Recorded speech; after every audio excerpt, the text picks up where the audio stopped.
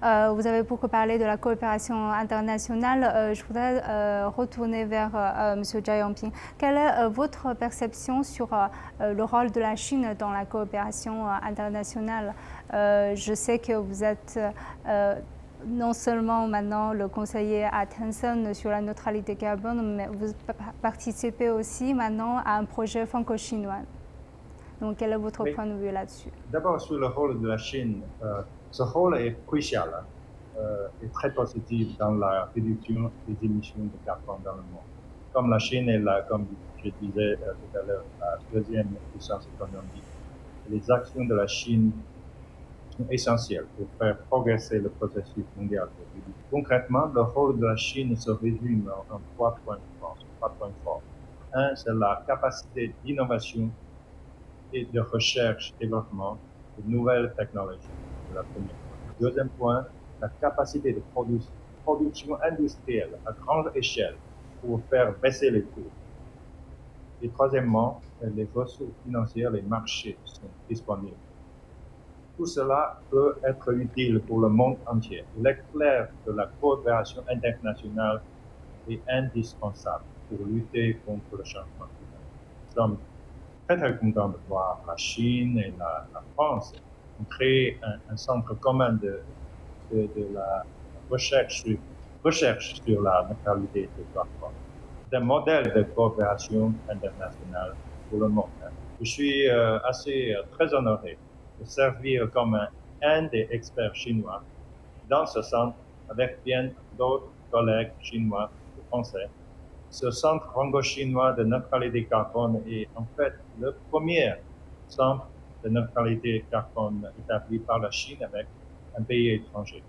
Ce centre franco-chinois couvre des actions sectorielles comme dans l'agriculture, la biodiversité et l'environnement, encourage les échanges scientifiques technologiques entre les deux pays dans le domaine de la neutralité de carbone. Nous sommes en ce moment avec d'autres experts, moi-même avec d'autres, nous sommes en train de développer un plan de travail pour ce centre. Nous allons organiser la conférence annuelle chaque année et aussi des séminaires conjoints, des conférences universitaires. Nous aurons des financements des deux pays pour des travaux de recherche communs, le développement de la technologie et l'innovation des deux pays pour la réalisation des objectifs de neutralité carbone. Alors, justement, qu'est-ce qui se passe actuellement dans la coopération entre la Chine et l'Afrique dans ce domaine? On sait que l'Afrique est quand même un continent très vulnérable au changement climatique. Il y a beaucoup de dommages qui se produisent en Afrique et les pays ont manque de moyens, ont des moyens limités quand même dans cette lutte contre le changement climatique. Personnellement, je suis souvent en voyage en Afrique et j'ai vu que les pays sont en face à double défi, et c'est-à-dire le défi économique pour améliorer le niveau de vie du peuple, mais aussi un défi pour les contribuer aux actions climatiques avec la communauté internationale. Et la Chine peut aider les pays africains pour faire face à ce double défi au travers de l'initiative de la ceinture et de la route. Et en 2021, la Chine et l'Union africaine ont adopté une déclaration commune sur le climat et pour renforcer la coopération sino-africaine dans la lutte contre les changements climatiques et à élargir les domaines de coopération dans les domaines de l'énergie renouvelable. Et la Chine a engagé de ne plus construire les nouvelles centrales au charbon à l'étranger en 2021 et aidera les pays africains à optimiser leur structure énergétique, à promouvoir la modernisation de leur structure industrielle, à construire des villes intelligentes, etc.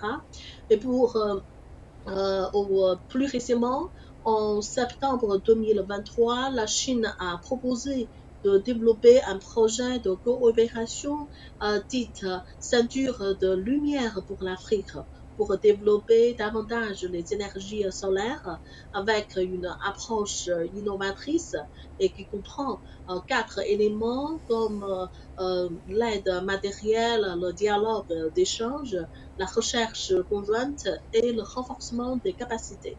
Et plus concrètement, la Chine et les pays africains coopèrent pour la construction de projets de démonstration de l'énergie solaire et organisent des activités de dialogue sur la politique climatique et le partage des technologies et mènent des recherches conjointes sur le changement climatique et organisent des cours de formation sur le renforcement des capacités et en ce faisant, la Chine aide effectivement les pays africains à résoudre les problèmes d'accès à l'électricité et aussi aider les pays africains à réaliser un développement vert et durable.